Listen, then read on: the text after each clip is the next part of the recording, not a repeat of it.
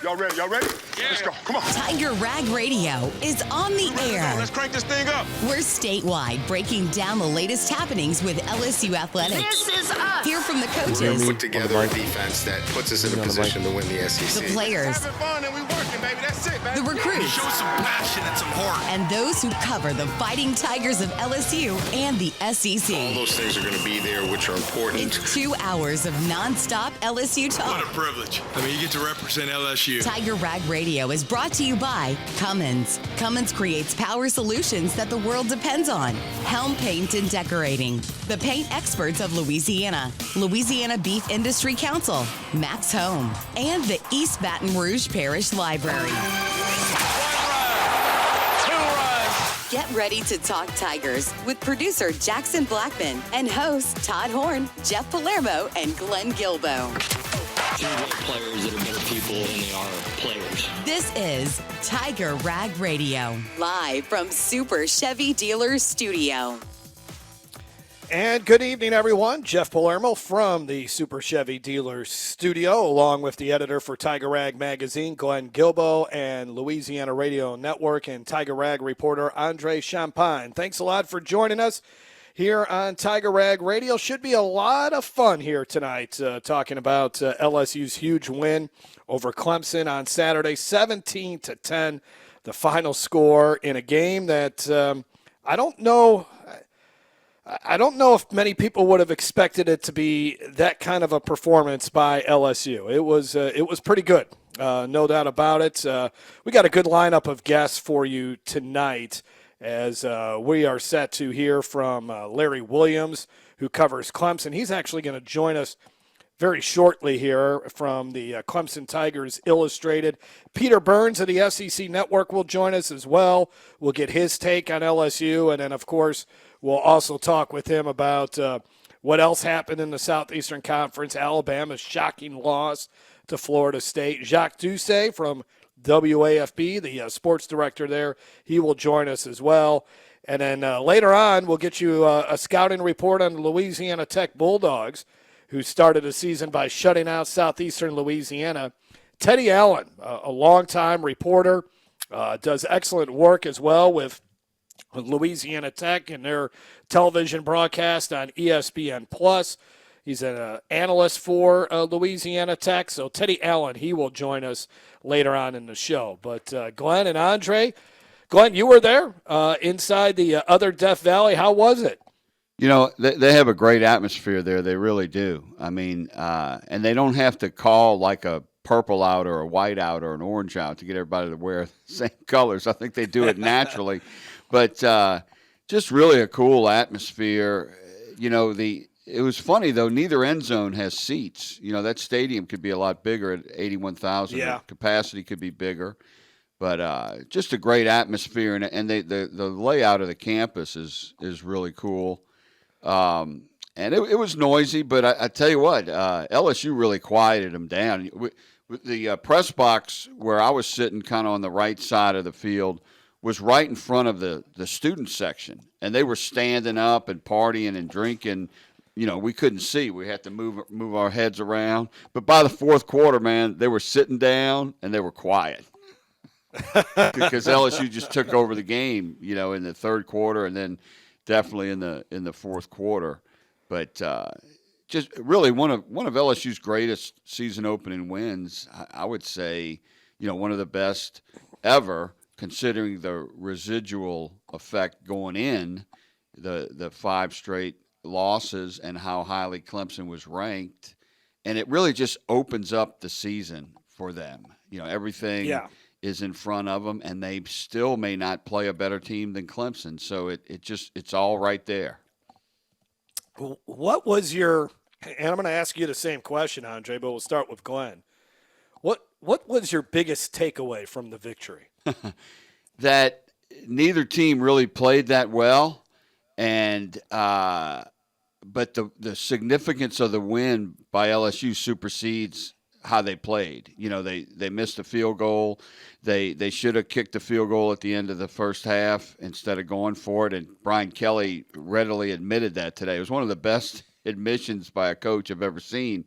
He actually said he blew it. They didn't, like Todd said earlier, just talking that they didn't have enough time to run 4 plays. So why go for it? You're going to end up kicking a field goal anyway. And in fact, if you get closer, the field goal might be a little harder. Sometimes it's easier to hit one from a little bit further out. And everybody's excited about LSU's running game, but they only averaged 3 yards, 3.5 yards a carry and gained 100 yards. But it was significant because of that they weren't good at it last year, and you could tell how it really helped the rest of the attack. And that's what I've always said. You only need to run the ball a little bit. Just be average at the running game, and it opens up everything. So really the big takeout for me was how they mixed up the offense pretty well, Joe Sloan. But the biggest takeout was LSU has a freaking defense again for the first time in years. It's been a while. What about you, Andre? Yeah, for me, I'm going to agree with Glenn. I think that defense is really legit. And, and not only legit, they're deep, right? They showed that they can play without Halsey in the first half. I thought Jordan Gilbert did an excellent job filling in for him in the first half. And then this team, not like, I know it's just the small things, but they tackled well, right? They filled the gaps.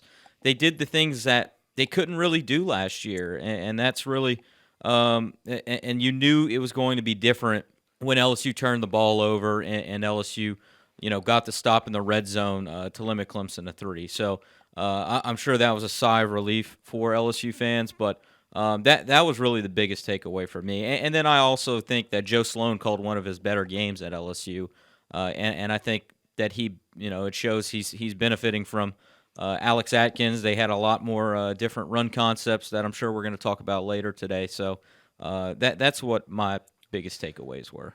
Yeah, the mixing in of Xavier Thomas, he didn't break one for 40 or 50 yards, but just to give him a little bit of a different look. And to go back to your point, Glenn, they ran the ball early, and they just stuck with it. Right. Yeah, they were not getting 15, 20-yard run plays, but that was one of the things we talked about on the podcast that was one of my big things was what's that run-pass ratio going to be? And they didn't need Garrett Nussmeier to throw for 300 yards in this game because they were just consistent enough on the run game. And then as Brian Kelly said in the post game, because they were able to run the ball with some effectiveness, it shortens the game too. And when you're on the road, that's obviously even a bigger benefit for you as well. I think my biggest takeaway was that we heard, and we even talked about it on the show, about all the players saying how they're a close-knit group, there's great chemistry with this team, and all of that is a lot of just player speak, right? It's just, you hear players talk about that all the time. But in a case like this, actions do speak louder than words for sure. And so when things did not go very well at times in this game, the 2 turnovers in the first half, not coming away with points before halftime, the touchdown by Berrien Brown that wasn't a touchdown, there were a lot of things that didn't really go their way. But they stayed together. They stayed connected. They remained determined. And a lot of that talk about how close they were or how close they are, despite having 40 new players, they really do seem like they are a close-knit group that was determined to win that football game. And contrast that to Clemson, who returns most of their guys, and they don't go into the transfer portal nearly as much as LSU. It turned out LSU was the more collective team and able to pull out this victory. Yeah, I think they were well coached. I mean, even if guys don't get along well, because that's the funny thing about, we got chemistry and we get along. There's a lot of great teams that the players didn't get along well. Okay, they just played really well together when the whistle blew. But I think they were just coached really well this year because they identified who their players are. Which is really important. So you know who to coach, And Brian Kelly was talking about that today. He said the reason Harold Perkins was able to get that pressure on the Clemson quarterback, Klubnik, on the last play of the game, Clemson's last play, was because the defensive end, Patrick Payton, he filled the C gap to allow Harold to really run about 20 yards because he ran across the line of scrimmage behind the defensive line and then cut over and did like a half circle to get to the quarterback, and he was doing exactly what he should do, running free, because that's what he's best at. And but yeah, they definitely did play together, and the interception by Mansour was made because his teammates did their job on that play, also allowing him to be in that position. So, second year of Blake Baker, you're seeing it. I mean, he's got some talent. He's got some guys who can run. He can play man-to-man defense. That's the key thing. He couldn't do that last year. Now he's got the corners to play man-to-man defense, which opens up everything. And that's why I compared him to the early years of Saban at LSU, because he had man-to-man corners, and he can do a lot of stuff. So the rush was not just coming from defensive ends. It was coming from Gooden inside. It was coming from the ends. It was coming from Weeks. It was coming from safeties and cornerbacks. P.J. Woodland with that sack on Clemson's first series. That was a huge play. And how about P.J. Woodland getting to start and playing most of the time, and Ashton Stamps, pretty much a 2-year starter on this team, not out there. DJ Chester is starting offensive lineman, only appeared in the game when drawing a blank, starting left tackle. Tyree Adams. Tyree Adams had to go out for a little bit. So that gives you an idea of just – Jordan Gilbert, he played in the first half, but if A.J. Halsey is not suspended, I don't know how much we really see of Jordan Gilbert. So here you got 3 starters that I mentioned from the team a year ago that would be really relegated to the bench if, and for 2 of them, they pretty much were. Hey, guys, let's bring in our first guest from the Max Home Hotline. Larry Williams, who covers the Clemson Tigers. We wanted to get Clemson's perspective of this. He writes for the Clemson Tigers Illustrated. And, Larry, thanks a lot for joining us here on Tiger Rag Radio. Jeff Palermo, Glenn Guilbeau, and Andre Champagne. And what's been the perspective from Clemson, in particular their fan base, too, over losing on Saturday night? It's been really fascinating, guys, because – like most fan bases out there, there's always this war with the national media. I mean, you never hear any fan base saying, "Yeah, I think the national media treats us pretty well." Do you? You never. I know, that's a great point. Even when a team goes undefeated, they don't talk about, wow, that national media has been nice to us. Yeah, exactly. And so it is. I mean, this off season was just kind of an out-of-body experience for Clemson fans, because the national media, the same national media that spent the last 4 or 5 years chastising Dabo for this and that, some of it justified, some of it not, some of it excessive, was in love with this team. And it was kind of unsettling because this last year's team didn't really do a whole heck of a lot to make a strong case. They didn't have a huge win. It's been a while since they've had a big stage, big time win. And so now the Saturday night happens, and the national media, and I'm getting to your question, I promise, the answer to your question. The national media walks away from that game saying, okay, wow, Brian Kelly, vindication for him, finally won an opener. The portal strategy really, paid off in spades. And then, oh, by the way, Clemson's going to be fine. They hung in there, and there was really no strong criticism of Clemson in the aftermath of that game, with the exception of maybe Paul Feinbaum, who always, that's always going to happen.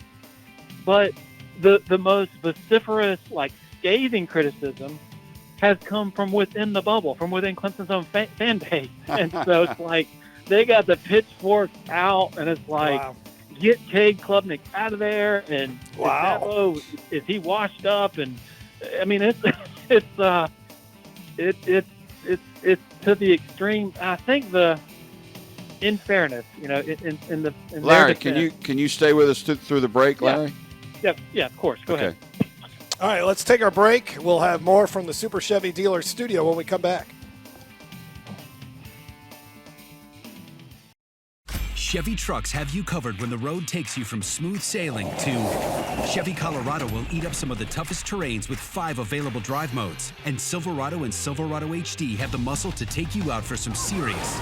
With multiple engine options and impressive towing, while Silverado EV is the perfect combo of performance and capability. Nice. Making it a snap to hitch up this electric truck and hit the road. Wherever the road leads, Chevy trucks are right there with you. Chevrolet, together let's drive.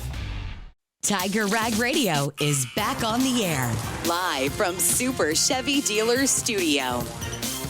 Yeah, we're back here on the Tiger Rag Radio from the Super Chevy Dealer Studio. Jeff Palermo along with the editor for Tiger Rag Magazine, Glenn Guilbeau, and Andre Champagne from Tiger Rag and Louisiana Radio Network. Glenn, go ahead and fire away the next question to our guest here tonight as we continue to look back at this LSU Clemson game. Yeah, Larry, what do you think Dabo was most complimentary of LSU, and maybe what impressed him the most about LSU, and what impressed you about LSU? Oh man, you got a few minutes. I heard y'all talking about before I came on Blake Baker and his ability now this season to be aggressive like he wants to be. I thought that first sack on the Clemson's first drive, which came from the secondary. Yeah, P.J. Woodland, the cornerback. Woodland. I thought that spooked Cade Klubnik. I think it spooked Garrett Riley for much of the rest of the game. Wow. I don't know what, they knew they were going to be aggressive, but it was almost like Clemson thought, okay, surely they're not going to bring pressure a lot and leave their DBs matched up man on man on our great receivers. I don't know if that's what it was. But you lost your best receiver. Clemson did. They did. But I mean, Bryant Wesco and T.J. Moore are no slouches. Right. And one of the defining themes of that game, in my opinion, beyond Garrett Riley going away from the run, beyond Cade Klubnik kind of being a mess, is contested catches. Like that's what often wins games like that. Clemson's receivers lost that battle against LSU's DBs. I mean, and Clemson fans know from their 6 straight playoff runs, from their 2 national titles, from 15 to 20, and of course LSU fans know as well from their 19, sort of the formula for their 19 national championship. You win national titles by throwing and catching, and you have to make tough catches through contact. And Clemson's receivers simply did not handle that well. Yeah, that's an excellent point. Jamar Chase had like the strongest hands of all time, they used to say. But yeah, and they probably didn't see a lot of cornerback blitzes on LSU's film last year. That's for sure, because I don't think they did that very, very much at all. But what do you remember that Dabo said complimentary, and other than his percentage of games, percentage of whatever he was talking, the grades he talked about the 65s that he gave LSU. Yeah. I know what he was saying though, because neither team really looked that great. If you were just watching the game as a, not a fan of either school, it was not a great game. But anyway, what did Dabo say complimentary of the Tigers? I think that. I mean, most of the questions, of course, are about Clemson, and thus more, most of the answers are about Clemson. But I think that, of course, Garrett Nussmeier was a major difference in that game. Like, just a cool customer who showed, his first year as the starter last year. I mean, I saw a different quarterback. Honestly, just he's not a dual threat quarterback. But the way he moves around the pocket, the presence that he has, the feel for stuff going on behind him, and then throwing, back across the field, going to his 3rd and 4th reads, I just thought he was magnificent, let alone the accuracy.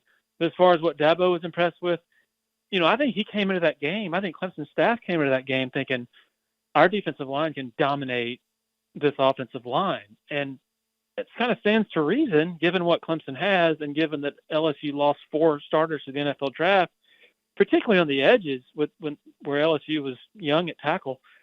Man, I thought LSU's offensive line held up really. No question. Really. I thought they were going to give up like 3 sacks in the first quarter, Right. So, a lot of LSU's passing stuff was quick, for that reason, to get the ball out. But some of it wasn't. Some of it was slower developing, back across the field, that stuff. I don't think Clemson's defensive line was bad, and I certainly don't think Clemson's defense is the reason they lost that game. It's on the offensive side of the ball. But I do think that had they gotten the disruption from their defensive line that they thought they were going to get, I think it's fair to say it's probably a different game because LSU is not able to possess the ball as much. Yeah, Larry, this is Andre. Do you think that Tom Allen was maybe not expecting LSU to go and kind of run the ball as much as they did, which kind of maybe surprised Clemson's defensive line and those linebackers? No, he said last week, a week ago today, actually, he said we got to stop their run first, even though they haven't run the ball well the last couple of years. I think what really stood out to me was Joe Sloan's his screen game. That's the most creative use of screens I think I have ever seen. I went back and watched it today. Yeah, that was amazing. That was a clinic on creative, unpredictable screens. They're almost like running plays. They were real safe. They killed the clock in the second half. It was a great game by Joe Sloan. Hey, Larry, thanks for joining us, buddy. Anytime, guys. Y'all have a good one. Larry Williams, who covers the Clemson Tigers for Clemson Illustrated. We'll take a break. More of Tiger Rag Radio from the Super Chevy Dealers studio. Peter Burns joins us when we come back from the SEC Network.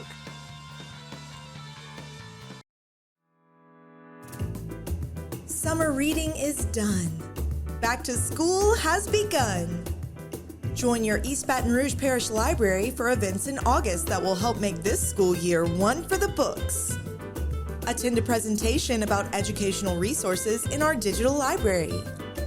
Sign up your teen for a practice ACT test and get to know some of the tutors that offer their services at the library. Learn more about these and other events at ebrpl.com. That's ebrpl.com.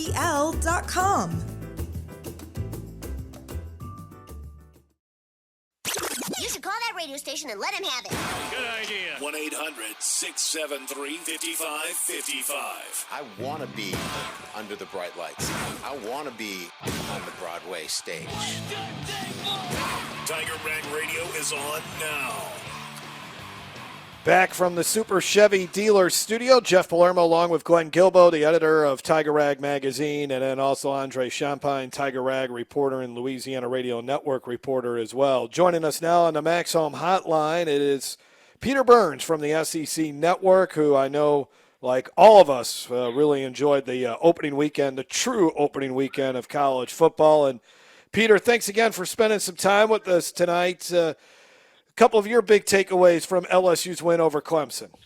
I mean, it feels so damn different than the last 5 years that we've done these things, guys. I mean, right. That was the first time that I can remember in a long time that I looked at it and I was like, all right, LSU didn't score, but we're still okay because we're going to play defense. And I think that's a credit to what Blake Baker has done, a credit to Brian Kelly for hitting the transfer portal, a credit to Bryce Underwood for taking a bunch of money over to Michigan so they could spread some of that money around.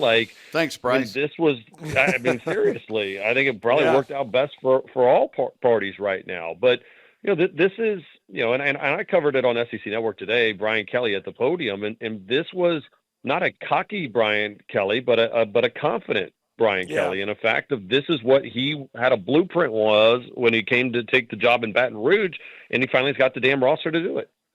He has been so confident sounding ever since. I think even if you went back to last year when he talked about keeping receipts, he got a sense that for whatever reason, even though that team had suffered some really tough losses against A&M and Florida and Alabama, they lost 3 in a row, and it seemed like everything was falling around him. He had confidence that this thing would turn around, and at least for one game, man, it looked really good, especially on the defensive side of the ball.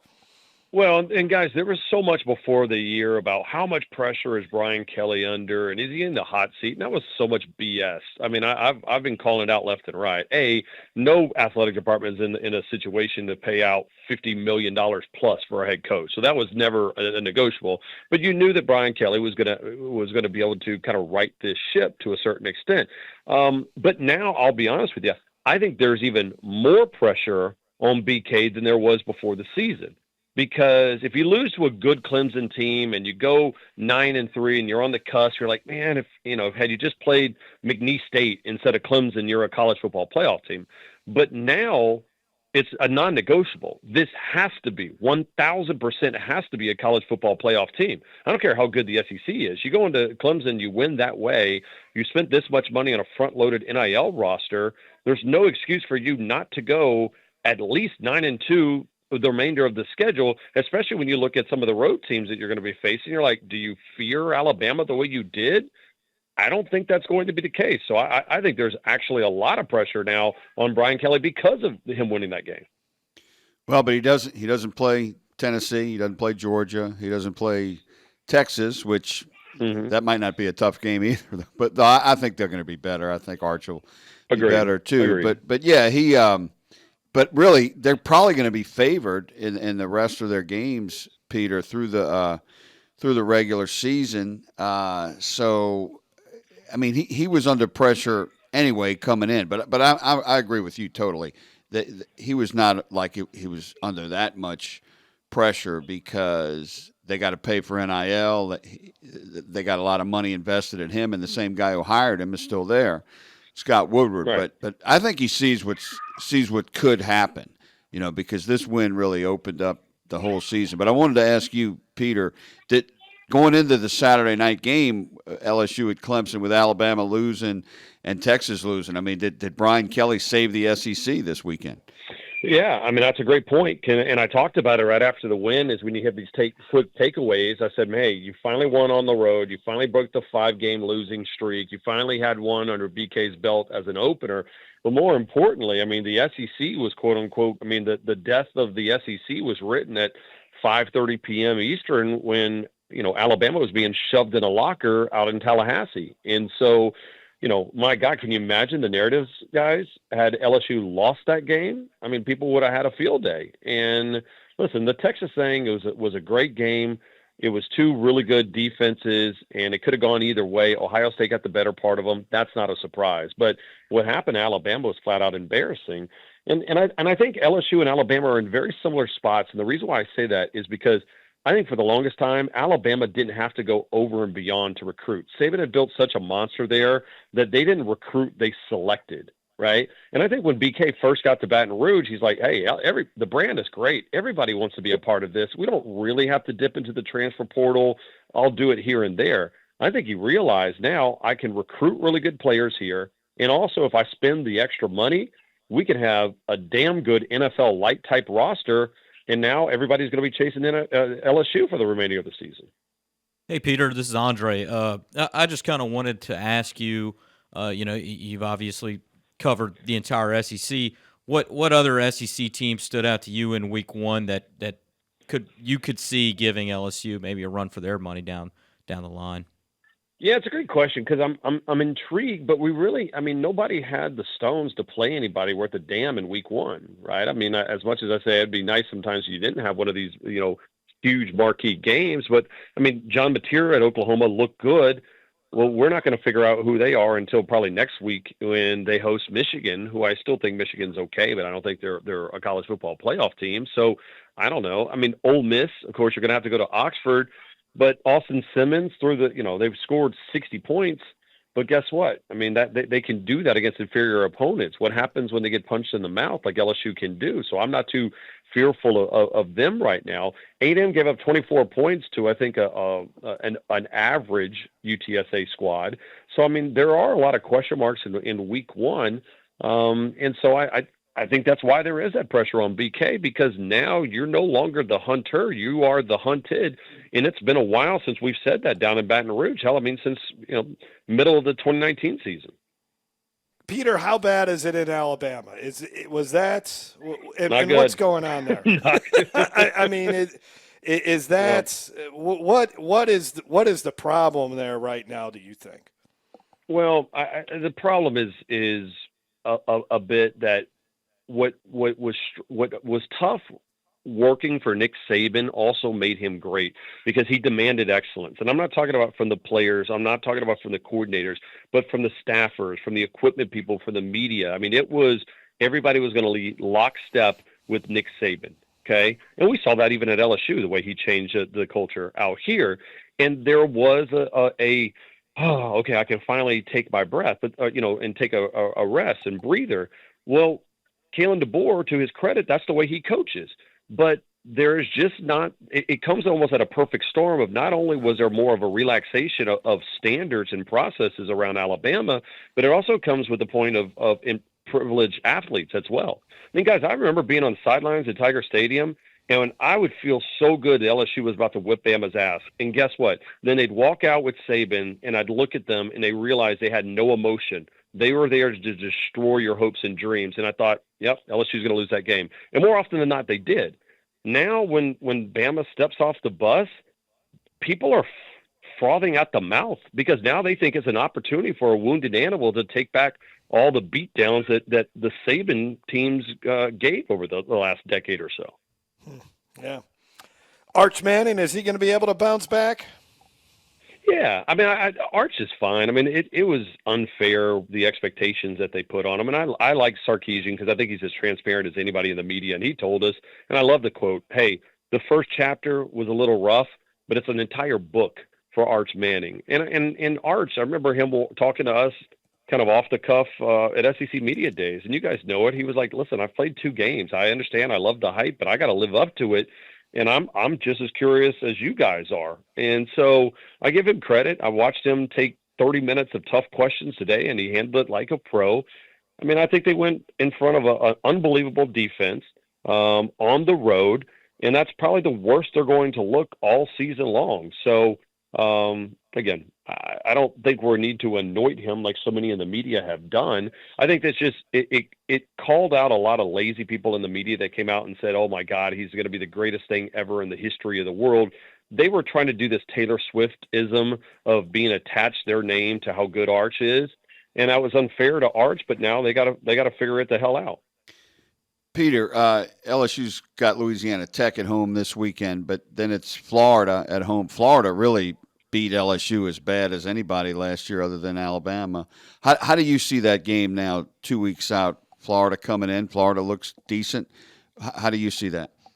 Yeah, it's an enigma, and we're going to learn a lot about Florida this week, guys. If you're an LSU fan, tune in because South Florida, I don't know if you guys saw this, they beat the ever-living you-know-what out of a good Boise State squad, or a team we thought was going to be good out of Boise State, and so that's a real opponent. I was not blown away by DJ Lagway. I mean, they were playing a glorified AAU high school team this week in the Long Island Sharks, which I got to be honest with you, I thought that was like an AI-generated team. I have no idea that team even existed.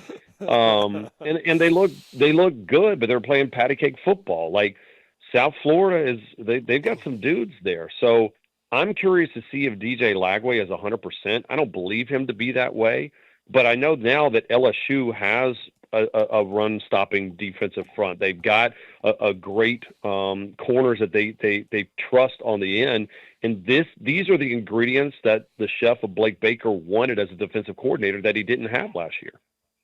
Peter, I know a lot of the games, we've hit on some of the marquee games, but was there a team this week outside of, playing a marquee opponent that you watched and said, even though they were playing obviously an inferior opponent, you said, well, hey, maybe this is a little bit better than I thought? Tennessee. I think I looked at Tennessee and I didn't think Syracuse was going to be great, but after the whole Nico drama, you lose so much defensively. Dylan Sampson, the great running back that they leaned on last year. I'm like, all right, what's Heupel going to do? And I mean, they let the foot off the accelerator late into that game, but they beat the ever-living what out of Syracuse, and it wasn't even close. So I think I was impressed with Tennessee. I mean, Lenore Sellers is a freak, but I think they're going to be banged up. I don't think that's a game. I would be shocked if South Carolina has the defense to put up with LSU this year when they come to Baton Rouge later this season. So A&M's interesting to me. Marcel Reed threw the ball a little bit better against a somewhat talented UTSA squad, but like I said, it's so tough in week one just because you can't hit like you used to be able to do in practice. In spring ball, we don't really see it. And now a lot of these teams are putting 40 guys together and trying to figure it out. So we don't really know what these teams are really until probably week 3 or so.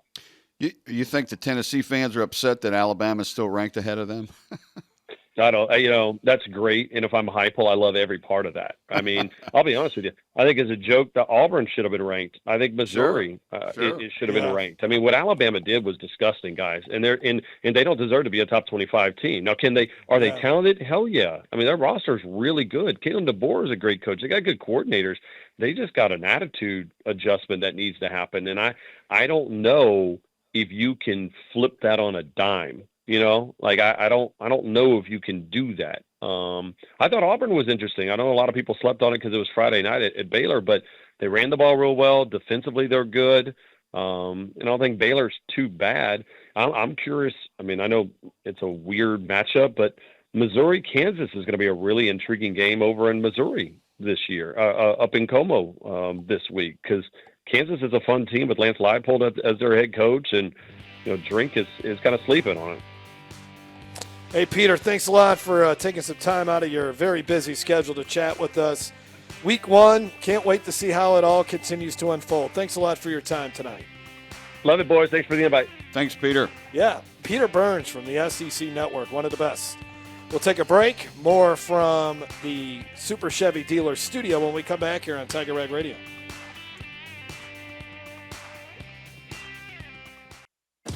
Now, back to Tiger Rag Radio, live from Super Chevy Dealers Studio.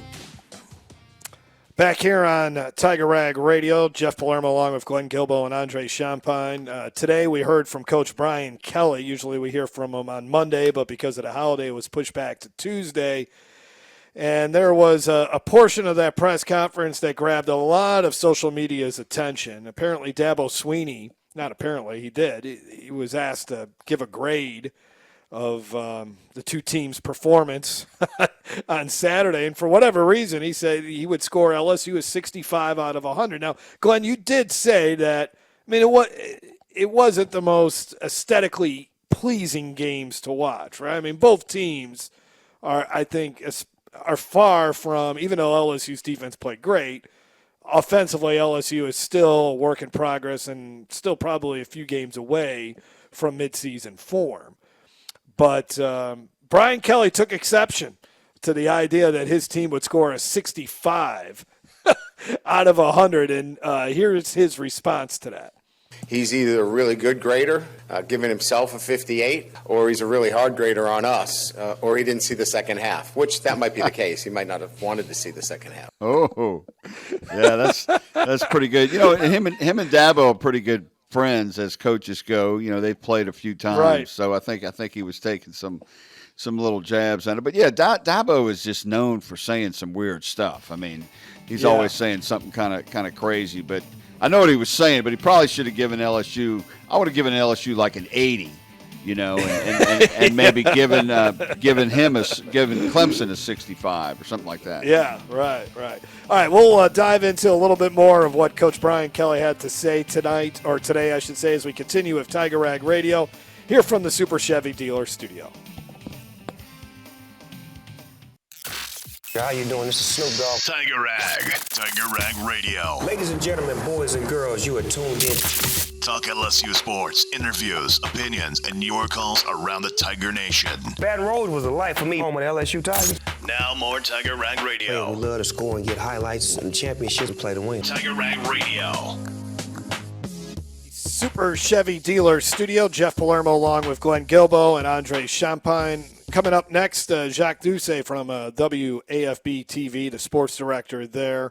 We alluded to this earlier in the hour about Brian Kelly and his press conference, and one thing that wasn't asked, I mean, there was a lot of things you could have asked him after Saturday night's game, but he was not asked about the decision to go for it on fourth down late in the first half that ended up resulting in the fumble by Chris Hilton, and they didn't come away with any points. Well, early on in today's press conference, he was asked about the decision to go for it on fourth down and not kick the field goal there and take the points and at least be down by 4 at half instead of 7. And usually, coaches will give you some kind of coach speak or give you some kind of answer where they think they know more than everyone else, but not Brian Kelly. We were playing to win. I like when they say that. We were playing to win. But not Brian Kelly. I was taken aback by this answer because, as you said, Glenn, you hardly ever hear a coach say, I screwed up. But here's what Brian Kelly said.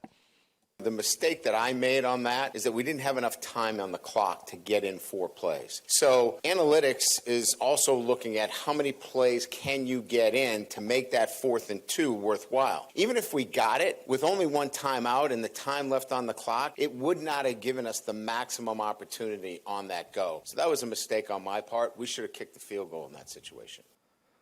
How about that? Brian Kelly admitting his mistake. That was good. Yeah, it was right before that clip. His statement was the analytics said to go for it, but not the analytics when you throw in the clock part. So that was interesting because I think some coaches they get a little too carried away with these analytics, particularly Lane Kiffin.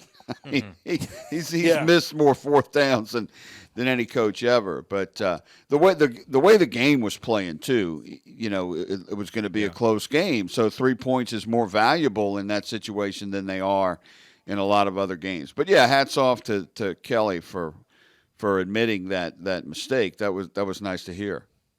I also just didn't like the play call there.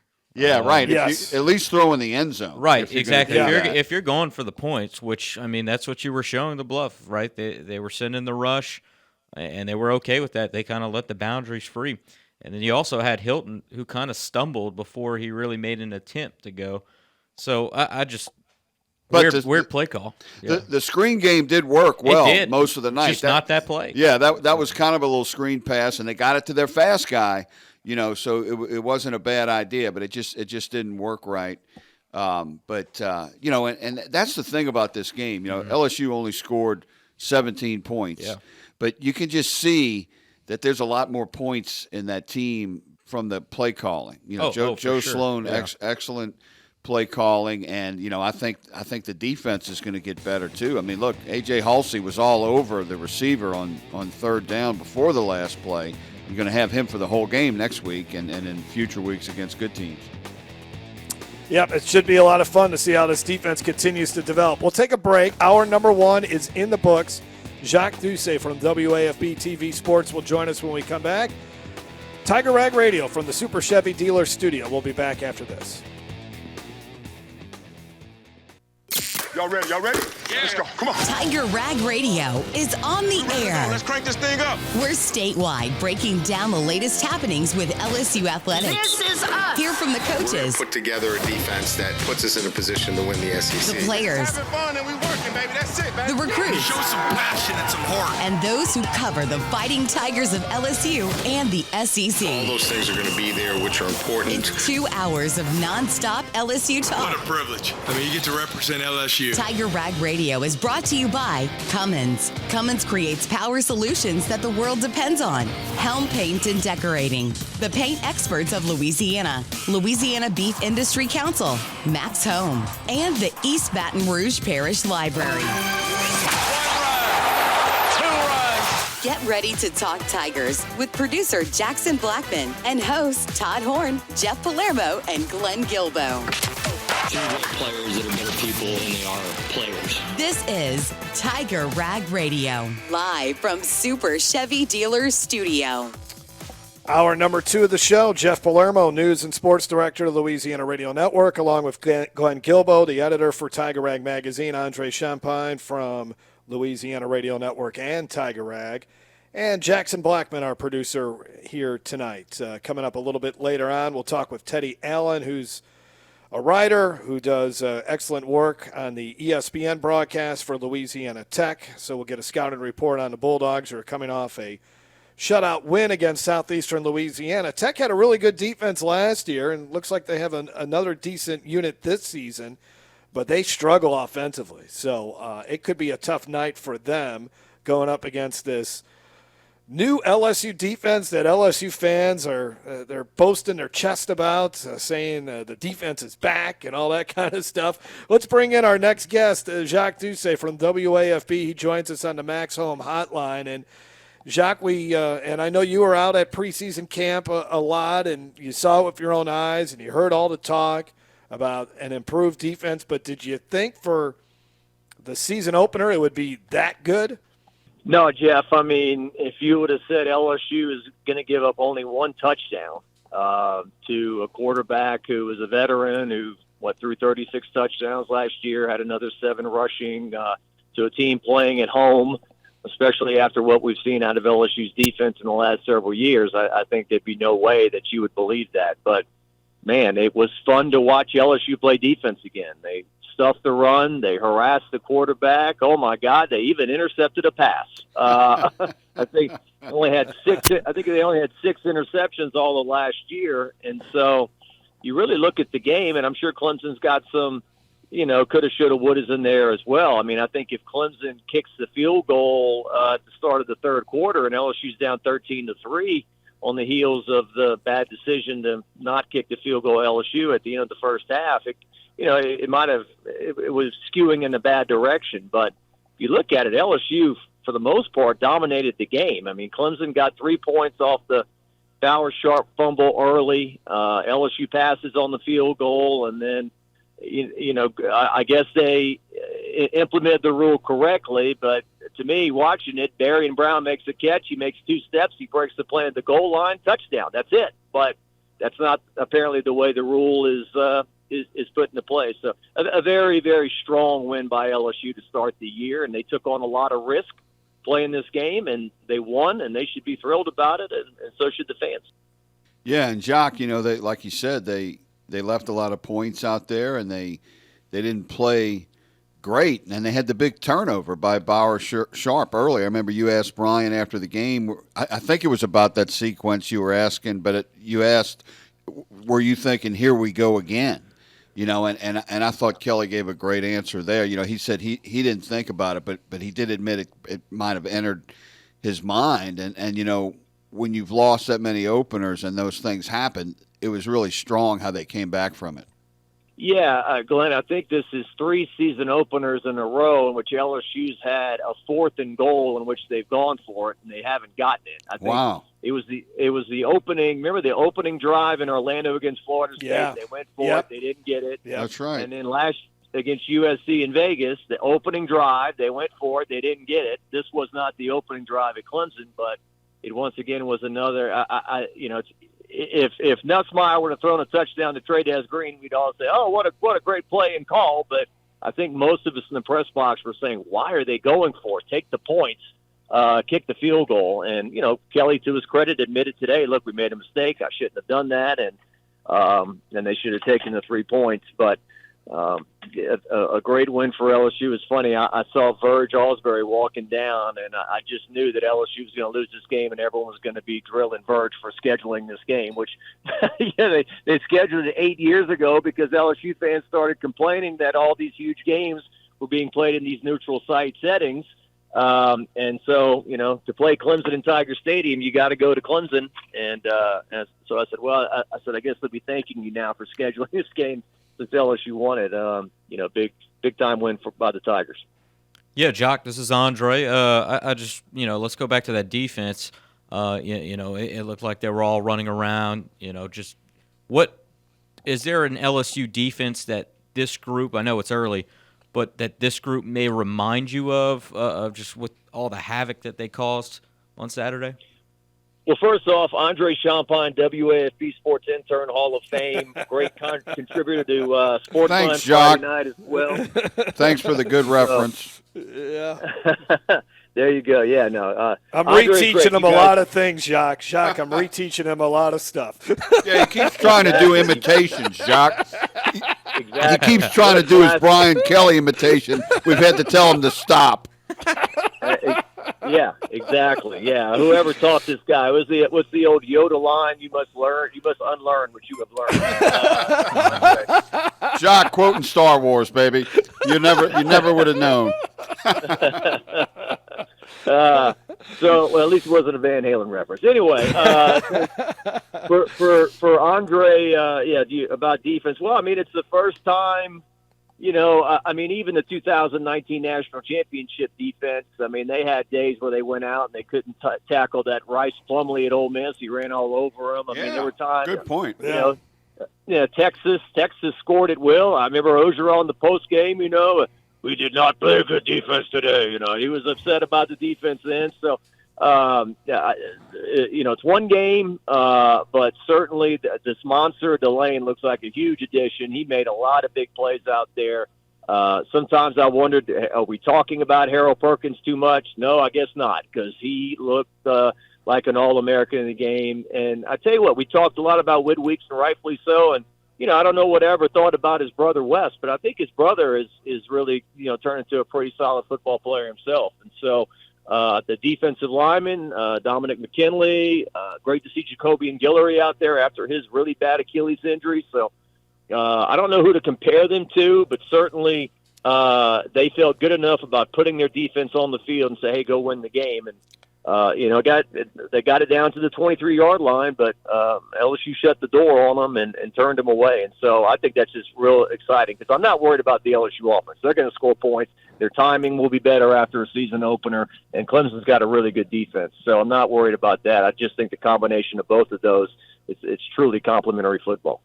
Yeah, they covered so well. That was really impressive, just the way they covered the receivers. I mean, A.J. Halsey was good at that, Cooley, the cornerbacks. I guess we'll know, Jacques, that they have a great defense when they win the toss and elect to kick off like they used to do back in the day when they had great defenses. They would always kick off first and then get the momentum going, and then they would get the ball and not score. But I think the offense is going to return in bigger numbers too. Yeah, absolutely. And, I think Blake Baker's a rising star there as a defensive coordinator. I love the LSU baseball hat he wears. I mean, I think that's kind of a cool little trademark he's done. And, Corey Raymond being back, obviously DJ Pickett is going to be a very, very good player as well. And so, I do know Clemson had their doubts about running the football. They didn't feel great about their running back situation, but at least that's what the media I heard on the local TV shows in Baton Rouge said here, and LSU stuffed them. I mean, 31 yards rushing the whole night. Harold Perkins told us before the game when it came to K Club, we need to make that guy run east and west and not north and south, and that's what they did. He I guess had some runs here and there, but overall LSU kept him in the pocket and neutralized them all night outside of one drive in the second quarter. Talking with Jacques Doucet from WAFB-TV sports director there on the Max Home Hotline. So, Jacques, what was your preseason win-loss prediction, and has it changed based on the one game against Clemson? I think I gave Scott Rabelais 10-2 in a playoff berth, if I'm not mistaken. I didn't really think about who the losses would be. Looking at it, I mean, I guess we're all going to overreact. You could almost argue what's more important, beating Clemson or beating Florida. I mean, that's a big game. I think it's big for LSU to beat Clemson as highly as they were ranked and get this whole season opening thing that monkey off their back. But, I think that you look at the schedule, and certainly South Carolina looked pretty salty in their season opener. As I said, Florida coming in, going to Ole Miss is never easy.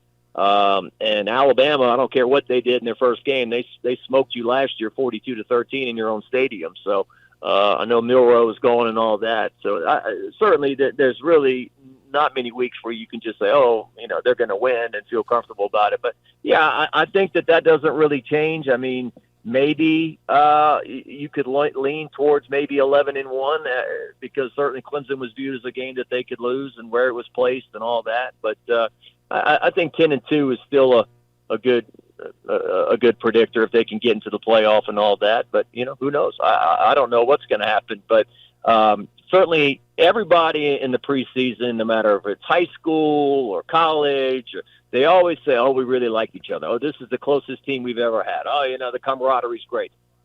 You heard that a lot with this LSU team, perhaps more in previous years. And I think it's one game, but you could see, them celebrating, them high-fiving, them, the smiles on their faces. Yes, some of these guys are being paid a lot of money, but they enjoy playing football, and I think they've got a good vibe going. Jacques, what did you make out of some of the other results in the Southeastern Conference? I mean, everybody's pointing to what happened over in Tallahassee in Alabama. I mean, is it really falling apart that fast for Kalen DeBoer? When we would drive back from LSU games, we would always like just chat about things, and we would say, who's going to be stupid enough, or who's going to have enough confidence to think that they can follow Nick Saban at Alabama? Who is that guy going to be? Yeah, and a lot of people thought it was going to be Dabo. Dabo was popular for that for years. Yeah, Dabo Sweeney. That was certainly a popular one. He played there, right? He was on the Crimson Tide team, Gene Stallings and all that. But Kalen DeBoer obviously is a good coach. He has a heck of a record, but I don't know if these things are true about players are up at 1:32 in the morning getting food, and there's girls hanging out, but the night before a game and all that. But certainly that was a pretty eye-opening deal to be a 2-touchdown favorite and all that. But Florida State may be a lot better. What else did I watch this weekend? Let's see. Tennessee was pretty impressive against Syracuse. Florida didn't play anybody. I didn't know about Long Island University until this weekend. I didn't know anything about them. You're not the first to say that. Yeah. I just thought that was a nice tea or something. But anyway, Billy Napier found him an opponent. That goes back to his ULL days. Yeah, South Carolina, like I said, Lenore Sellers, he's really good, so that's going to be a real big challenge for LSU. I'm trying to think who else I watched. I think there was a lot of other rental wins out there. So, right. Yeah, in Texas, I keep forgetting Texas is in the SEC. Arch Manning, he's going to be fine. I'm not going to slam Arch or praise him. He'll be okay. But those are just a few takeaways. Yeah, I think 10-2 sounds about right. I just still think there's a lot of parity. I think the SEC kind of plays like an NFL schedule. Even the best teams are going to lose a couple, but it was good to see LSU finally get win number one in game number one. Jacques, thanks a lot, man. We didn't have enough time to do any pulmonary impressions, but we'll get to that next time. Jeff, you always run out of time when I'm on. Have a good show. Paul, how are you? All right, so we'll be back. What did I do now? More of Tiger Rag Radio from the Super Chevy Dealer Studio.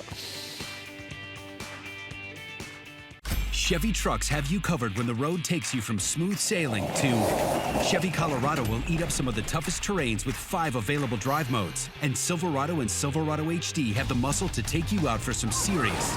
With multiple engine options and impressive towing, while Silverado EV is the perfect combo of performance and capability. Nice. Making it a snap to hitch up this electric truck and hit the road. Wherever the road leads, Chevy trucks are right there with you. Chevrolet, together let's drive. Tiger Rag Radio. The details do matter. Every step, every hand on the ground, every route, everything that we do has a purpose. We are really focused, and our attention to detail is going to be unmatched. Back in the Super Chevy Dealers Studio, Jeff Palermo along with Glenn Guilbeau and Andre Champagne as we continue with Tiger Rag Radio. Again, Brian Kelly spoke earlier today, and of course one of the questions was about the Berrien Brown. What appeared to be a touchdown turned out to be an incomplete pass. And again, another answer that I think a lot of people, it would surprise people what Brian Kelly had to say, but I'll let you listen to it and we'll react to it. There is conversation about how we can make this cleaner, for sure, because clearly from a common sense standpoint, that doesn't make much sense. So the rule was applied correctly by the letter of it, but rules are made to be changed. But the crew administered the protocols and procedures the right way on that play. basically it's one of those situations. If I'm guessing here, guys, guessing is that he just didn't complete the catch without bobbling it, even though he looked like he had control of the football when the ball broke the plane. Could anyone explain why it was not a touchdown catch? Yeah, well, I was at the game, and I remember talking to some other writers there right as it happened, and what they were saying was and Brian talked about this right after that today. A receiver has to survive the fall, okay? Now, it's not just crossing the plane or, because and Brian even brought up Caden Durham fumbled the ball on his touchdown, but he crossed the plane and he didn't have to survive the fall, so he got the touchdown. So a running back has less burden of proof, if you will, than a wide receiver does. So it's kind of strange that it's different for a receiver than for a running back. And that was one of the points Brian made, and I don't think a lot of people realize that rule is a little different than it is in the NFL, I think. I'm not sure of the NFL rule, but Kelly's right. I looked up the rule today. They did follow the rule to the letter of the law. And it's funny that he said rules are made to be changed, because he sure tried to change the suspension rule of A.J. Halsey last week, right? They weren't going to change that one, but I know what he's saying. They probably need to revisit that rule. Yeah, but it's weird, though, because remember last year at South Carolina, something similar. Kyron Lacey catches a pass, goes out of bounds. He doesn't really control the ball through his initial fall, right? Remember? The ball kind of pops out, and they called that a catch. So, they might have missed that one. Those are some things that it was just kind of a weird situation. And especially, when you had a call initially as a complete pass on the one, I think that's what made people so mad that they just kind of negated that long haul. But I also thought it was an incomplete pass. I think because the nose, touched the ground, right, the turf, right, and he juggled it. That's how it is in the NFL, and I think that's kind of what Kelly was alluding to. Is that's kind of what they follow with that rule. Right. I agree. I agree with you, Andre, and I couldn't believe it when I went on the Twitter and I heard, and I'm reading, or X, whatever you want to call it, and people are comparing it to the NOLA no call from the Saints game. Yeah, I'm that's ridiculous. Well, first of all, it's two different calls. This one was did he have possession? Right. The Saints game was pass interference, and the cornerback for the was it the Rams? Yeah, the Rams. Yeah. He admitted it right after the game. Yeah, he was like, said, I waxed the dude. I destroyed him because he thought he was going to lose the game right there, so he tackled him. Yeah. There's no comparison, but I couldn't. I'm like, all right, let's settle it down here, let's guys. Calm down here. I thought it was a touchdown at first glance, but then after the replay, I didn't think it was a touchdown. And I wish they would get off of this. Oh, well, it was ruled on the field this way. It doesn't matter how it was ruled on the field. Yeah. You want to make the right call regardless of what your first call was. You just got to make the right call. And in this case, they did make the right call. And I think they did initially a great job of that, not only on that call, but the entire game, right? You had the Bauer Sharp, tip pass where they had to review to see if he had possession of that before stepping out. That was a fumble. That was a good call. And then I'm talking about the one on the sideline where he kind of bobbled it to see where he stepped out. Yeah. That was also a good call. And then I thought when the call where the Clemson receiver, I think it was Wesco, caught the ball on P.J. Woodland. And before he ripped it out, his knee was down. Right. Like I thought that was close. Though, man. Those were really good calls, though. And I thought they did a very good job officiating just the entire night, right? Yeah, and there really weren't a lot of penalties in the game. LSU didn't have one defensive penalty, which is amazing. That's most impressive, right? With all those new players too. Yeah. No, it was a fairly clean game when it comes to that, but I'm just glad that Brian Kelly said it, because I really felt like I was in the minority of it for sure when I said, you know what, I can see why they called that an incomplete pass. And so I felt a little vindicated when I heard Brian Kelly say, no, yeah, it's the rule's right, or the call was right, but maybe the rule certainly needs to be changed. So that was pretty interesting. All right, well, coming up next for the Tigers, they got Louisiana Tech coming to Baton Rouge. The Bulldogs won their season opener against Southeastern Louisiana. It wasn't pretty. It was only 3-0 over the Lions at halftime. And their offensive coordinator, Tony Franklin, left the press box and actually came down to the sidelines to start calling plays to give the offense a bit of a jolt, and it worked. They scored a couple offensive touchdowns and won 24-0. So we'll talk to Teddy Allen when we come back. He covers Louisiana Tech. More of Tiger Rag Radio after this. Summer reading is done. Back to school has begun. Join your East Baton Rouge Parish Library for events in August that will help make this school year one for the books. Attend a presentation about educational resources in our digital library. Sign up your teen for a practice ACT test and get to know some of the tutors that offer their services at the library. Learn more about these and other events at ebrpl.com. That's ebrpl.com.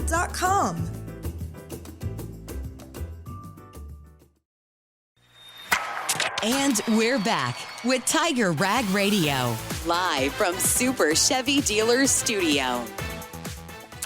Hey, we're back here on Tiger Rag Radio from the Super Chevy Dealers Studio. Jeff Palermo along with Glenn Guilbeau and Andre Champagne. Joining us now on the Max Home Hotline. He's been covering Louisiana Tech. He's been an outstanding reporter, does some great writing for the Shreveport Bossier Journal, also along with the Lincoln Parish Journal, and does a good job on ESPN Plus and Louisiana Tech broadcast. Teddy Allen joins us here on Tiger Rag Radio. He'll help us talk a little bit about the Louisiana Tech Bulldogs. Teddy, how you doing tonight, my friend? Jeff, I'm good. Good to hear from you, old buddy. Yeah, it's good to hear from you as well. Yeah, looking forward to visiting down there and seeing a bunch of old friends and watching the game. Good, great time of year. It should be. It should be. Obviously, Louisiana Tech still hanging its hat on its defense. They were really good defensively a year ago, and I know it was an FCS opponent, but still, you pitch a shutout. That's pretty impressive. But offensively, it still looks like that this program still has a long way to go. Yeah, I think Southeastern is going to be really good. Bulldogs beat them 24-0. Scored 21 in the third quarter. One of those on a scoop and score of about 80 yards. So defense scored one of those, had a field goal right before the half. Offensively, they're going to have to run the ball a lot better and throw it better. Couldn't really get it downfield more than 20 yards the other night against the Lions, who I think Southeastern will compete for the Southland title. But, you know, it's tough. First game, you don't have any preseason games, new quarterback. Offensive line reshuffled a little, so it'll be a good test Saturday night. And answer your question, yes, defense should keep him in all the games. Offense, they're still trying to kind of figure it out. Hey, Teddy, this is Glenn. Thanks for joining us, buddy. You're welcome, Glenn. Anything for you. Now, I understand Tony Franklin, the offensive coordinator for Tech, left the press box there. Did you notice him leaving, and going onto the field? What was that like, and how'd you call it? Yeah, I'm in the radio booth. Yeah. And right next to them. Oh, okay. And so he had said he was going to start out up there, but I found out today, right before the half on the headphones, he hollered down to Sonny Cummey, the head coach, and he said, not in these words, I'll paraphrase, but he said, we're not playing very well, now I'm going to come down there. And so Sonny said, how'd that make Sonny feel, I wonder? Yeah. Sonny said, he lit up like he said, yeah, come on, the more the merrier. We could use Bring Teddy, and bring Teddy with you. Yeah, bring as many as you got. If there's anybody there that can throw and block and run, we'll take them too. So anyway, they scored 21 in the next quarter. He's used to. Tony Franklin he's a dynamo now. He was a good player, a good offensive back up at Murray State back in the day. He loves offensive football. He's from the Mike Leach, Sonny Dykes, all those guys. Of course, Sonny Dykes and Franklin were here back in 2012 when they were scoring 52 and 3 a game, and they had the players to do that. It was a different game then. Back then, they would hike it every 12 seconds. So I was privileged to watch that team. They were a lot of fun. Now the tempo's a little different. Still want to go fast, but slow down some too. And again, it depends on who you got. But Tony, he's trying to figure out his guys too. Again, it'll be interesting for guys like us who are scheduled to see every game to see how that's gonna develop. But he got down there and got in their ear, and they tightened up a little bit in the third quarter. Hey Teddy, this is Andre. I just wanted to ask you about Trey Kukoc. I know is this his first year starting, and what maybe LSU can expect out of him. And I know he's also dangerous with his legs. Can you just talk about what he brings? Sure. He's a 6'1" guy, so he had trouble seeing. It's weird how the games. He just couldn't see down the field real good. Again, it's his first game. He came from Saddleback out in California, which is where Tony Franklin was the last couple of years. And so Tony brought him and a couple of receivers this way. The thing about Kukoc is he can run, and in the game today, as you know, it helps to have a quarterback who can run some. So he ran for about 40 yards, didn't get sacked.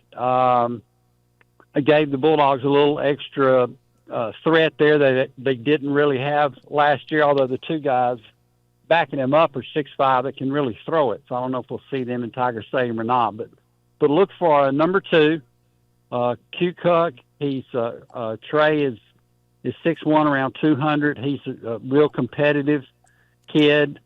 He's not afraid at all. There's no hesitation when he decides to run. That's it. And hesitation does not pay off in that, which the Bulldogs had trouble with that last year with a freshman quarterback. The two backups are both sophomores now, and again they may get to play some Saturday night. We'll see, but Trey will definitely start. Well, Teddy, I'm and hoping. And by the way, I think Tony will stick with him too for a good long while, no matter what happens. Well, look, Teddy, if you get some time, I need you to come down to where Scooter and I are sitting during the game and give us some pointers on our lead or maybe some of the middle part and maybe some hopes for the ending of the story. I may bring Tony Franklin with me. Yeah, Glenn brags on me a little bit. I don't have the game I used to have, but when we were young men, I will admit I ran about a 4.2.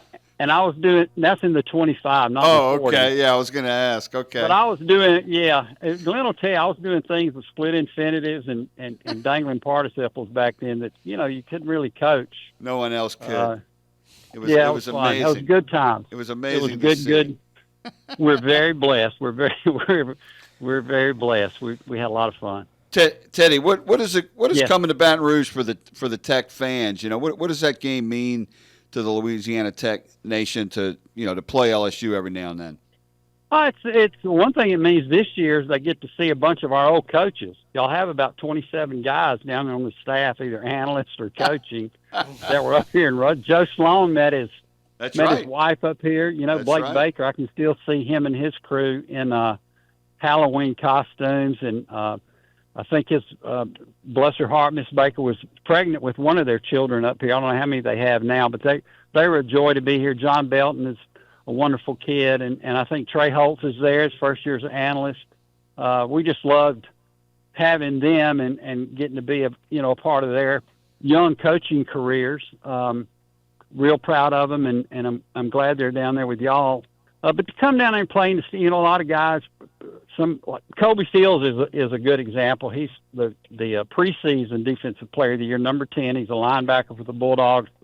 He was down there he was an LSU Tiger before he was a Bulldog. He had a great year last year and played really well the other night at Southeastern. And, he's trying to tell everybody what the atmosphere is like. And some of these guys have played at Clemson a couple of years ago and at Nebraska. But it's like I've told them, I said, it's a great atmosphere and, it's a great place to play football. It's kind of what college football is all about. And the Joe's it only holds 20,000. So it's about a fifth of what y'all are. It's the same kind of feel, but it's a different atmosphere down at Tiger Stadium. And college football is better when LSU is good. I like the Tigers being good, and I'm looking forward to not only seeing my friends, but I just love the game. So I'm looking forward to a game in that stadium. Teddy, looking forward to your visit here to Baton Rouge. It'll be interesting. I'm interested to see where LSU will be. Obviously, it's the home opener, so they're going to be sky high for that. But you got Florida coming up. You're just coming off the big win. I don't want to say it's a sandwich game, but the focus and intensity is going to wane a little bit from time to time from LSU. And I know Tech's good defensively, so it'll be interesting to see how that will all work out. Yeah, we ask a lot of these guys who are 19, 20, 21. You said it's a sandwich game. Have y'all already played? Has LSU already had a game? I'll go back and look at this. I may need to coach my boys up and tell them, hey. You got to do a little homework before you broadcast, Teddy. Make sure. No, congratulations on beating my homeboys. I'm a South Carolina guy. B.B. Ellington was from my hometown of 750 people, and we started 3 years at defensive tackle for Clemson. We thought he was Jesus, basically. Clemson was the biggest. First time I ever went to a game was at Clemson. It's some great atmosphere. Great atmosphere. Yes, it was beautiful. So congratulations to the Tigers on the win, and I look forward to seeing y'all. I'll come see you in Scooter for sure, Glenn. Hey, one last thing, Teddy. Yes, do we have time? Do we have time? Real quick. Did you see Blake Baker and Joe Sloan, when they were at Tech? Did you see them developing into the coaches it looks like they're developing into? I thought so. I mean, they were very eager to learn. I mean, Skip was on them all the time. He didn't take it easy on them. He saw it, I'm sure, more than we did since he's been around football all his life. But nothing that those two guys do will surprise me. They've got a heart for kids, and they love learning the game, and they'll coach them up. I'm glad that they're there. I'm glad they're there with y'all. Thanks, Teddy. Appreciate it, buddy. All right, buddy. Love you. See you later. More of Tiger Rag Radio when we come back. That was Teddy Allen, who does outstanding stuff with Louisiana Tech. We'll be back after this here on Tiger Rag Radio from the Super Chevy Dealer Studio. Tiger Rag Radio. The details do matter. Every step, every hand on the ground, every route, everything that we do has a purpose. We are really focused, and our attention to detail is going to be unmatched. Back here on Tiger Rag Radio from the Super Chevy Dealer Studio. Good stuff there from Teddy Allen. He's a class act and one of the best. He's kind of a treasure, especially up there in North Louisiana. So many people respect him and what he's done over his career in journalism. And let's get back to the LSU-Clemson game. Caden Durham, a nice night. He rushed for 74 yards and a touchdown. And I thought he looked really good, guys. I mean, we got spoiled. I don't want to say got spoiled, but we saw that terrific game he had against South Carolina last year, and then dislocates the toes, and he was never really kind of the same after that. But he looked really good. That's my question. I have to look at things glass half empty. I mean, if he gets hurt, where do they go? I mean, we only saw Caleb Jackson just carry it one time. Yeah. I mean, I don't know. It could get a little ugly. I think Caleb Jackson had a tough game as far as he got that one rush, but he's mostly out there for pass block, right? But I think if anyone you're going to see it's going to be Juwan Johnson, and they kind of proved that in the first game. They gave him the ball a good bit, and that wasn't only in the screen game. They gave him the ball in the rush attack too. He was the one. Wasn't he the one who he went in motion one way, and then right when the ball was snapped, he reversed himself. Yeah, the bootleg. That was an awesome play. The double pass. It almost looked like a broken play for a second because he turned so quick. It was like he was going the wrong way. But that was an awesome misdirection play. He was in motion left, quickly turned right. That's what really impressed me was the misdirection that they used and the screen passes, and the running game didn't put up a lot of yards, but it put up enough to make Clemson think about it so Garrett could throw more. And I think Larry Williams, we had him on earlier. I think he touched on it greatly. I think a lot of that is a credit to Garrett Nussmeier, right? We heard Brian Kelly talking about how Garrett needed to help in the running game this year in reading those defenses and seeing what those fronts were bringing, and he really recognized that. He changed he was changing his reads throughout, the play clock, right? And he did a wonderful job of it, right? There was a few audibles where he switched the back to another side, and LSU really benefited from a lot of those plays. So that's something that a lot of people weren't looking at, but I think they did a wonderful job of that, of just kind of knowing those situations.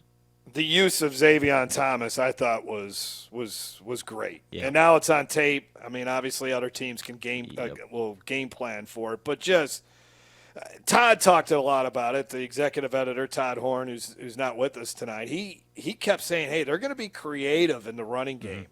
And that's exactly what we saw in that first game. Yeah, and the screen pass game too, like Larry Williams said. That's a real easy way to move the ball too. I'm surprised they didn't do it more last year, but I think that's going to be interesting. And even if they Xavier and Joachim, even if they only use them a couple of times, it's still a very damaging play because it kind of gets the defense kind of off base, and it's something to think about. And they're getting the ball in the hands of their speed for sure. Yeah, and another thing about that is, like Jeff, you touched on it, is they were creative, but also with those kind of rare plays, it opened up their more simple run concepts. Yeah, and that's what I kind of saw at least. Well, I hope in the Tech game we can see a little bit more of Caleb Jackson because you got to make sure Caleb Durham can get through this season because it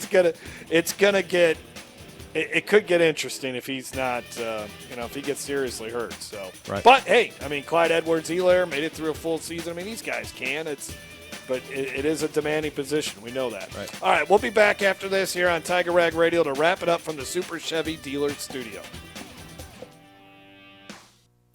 Now more Tiger Rag Radio, live from Super Chevy Dealer Studio. I want to thank all our great guests who joined us on the Max Home Hotline. It started with Larry Williams from the Clemson Tigers Illustrated. We heard Peter Burns from the SEC Network, Jacques Doucet from WAFB-TV, and then we just heard from Teddy Allen who handles color analyst duties for Louisiana Tech on radio. Hey, guys, I'm going to ask you the same question. We got Glenn Guilbeau and Andre Champagne as we're wrapping up another edition of Tiger Rag Radio. I'm going to ask you guys the same question as I asked Jacques. What was your preseason prediction as far as record, and now has it changed after what happened in Clemson? Well, I picked LSU to lose to Clemson and finish 11-2 and go to the playoffs. So now, I'm thinking they could finish 11-1. It's weird because there's no big game out there that they think is some kind of watershed game. Yeah. They got Ole Miss and Oxford where they haven't won in several years, but I don't know how good Ole Miss is. And then Alabama will probably be better by the time LSU plays them. That's happened a lot in the past. Under Saban, not necessarily under the present coach DeBoer. But Alabama would have like a loss early to Ole Miss or play poorly in a game. By the time they played LSU, they were much better, and they killed LSU last year. But South Carolina might be a tough game. Florida could be a tough game. I think Florida's going to be tough. Yeah. So, catching them early like this before they've been beaten up a little bit by their schedule. What about you, Andre? Where did you have them at? Yeah, I also had them. I had them at 10-2. I had them losing to Clemson and then possibly in Oklahoma / Oklahoma's another team. Yeah. But the thing is, it's like LSU is known to drop those late games, right? Like those late games, the ones that they shouldn't be dropping, right? We saw it against Florida last year. We saw it against A&M, the years prior. So I think LSU is going to drop one at least. It could very well be that Florida game. I think that's probably the hardest one on their schedule remaining, if I'm being quite honest. I don't really think Alabama is as challenging this season. I think A&M is going to be better defensively, especially with Mike Elko. I mean, the guy can coach defenses. But, down the line, no, it's the SEC. You know, it's going to be challenging to really just look at it and think LSU can win out. Yeah, I think I'm going to stick with 10-2 for right now. That's right, 10-2. I said 11-2. They only played 12 games. I'm sorry. Yeah, I'm gonna improve to 11-1. Back to you, Jeff. But I still think I'm not going to be surprised if they go 11-1, and if they go out and they shut down Florida and they play really well on Oxford, and I'm going to sit here and say, you know what, maybe they can run the table. But let's wait and see after one game. But I just think we saw this last year in the SEC. It's especially if you're playing a challenging schedule like LSU is. It's just tough. It's hard to try to play very well over a course of 12 games. Now, this team looks like it has the depth. It's got the quarterback to do it. There's still some things you got to figure out, but I'll sit with 10-2, but leaning towards 11-1. How about that? Yeah, there's always one game that you don't really think about, like who thought LSU would have lost to Florida last year. Right. That kind Could of be Vandy. We're forgetting about Vanderbilt. Yeah, Vandy could be. You never know. You're right. The Oklahoma game could be tricky. You never know. Again, another team that's got a really tough schedule, too, and they could be all beaten up by the time LSU gets to them, just like we saw last year with the Sooners. All right, that does it. Jackson Blackman, Andre Champagne, Glenn Guilbeau. I'm Jeff Palermo. Thanks for listening to Tiger Rag Radio. We'll catch you again next week here on Tiger Rag Radio from the Super Chevy Dealer Studios. Tiger Rag is everywhere. Online at tigerrag.com. Like us on Facebook at facebook.com/TigerRagMagazine or follow us on Twitter at Tiger_Rag.